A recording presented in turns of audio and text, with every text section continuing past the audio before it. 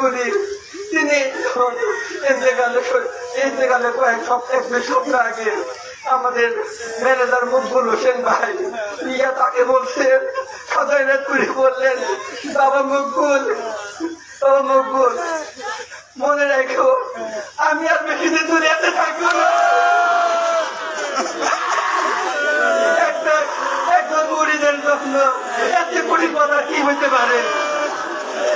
আপন কি যখন দুনিয়া থাকে না এত বড় কথা কি হইতে পারে? আমাদের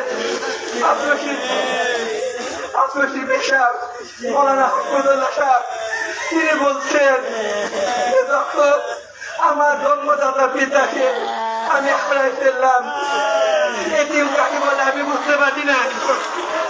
যখন আমি আমার মাকে হারাই ফেলছি এটিম কাকে বলে টের পাই নাই, কিন্তু সেদিন আমি খাদুমাকে হারাই গেছি ওই দিন আমি বুঝতে পারছি আজকে আমার এটিম হয়ে গেছে। আজকে আমার কেউ নাই, আমার পাশে কেউ নাই, এটিম হয়ে গেলাম। জন্য আপন নিজে কত বড় নিয়ামত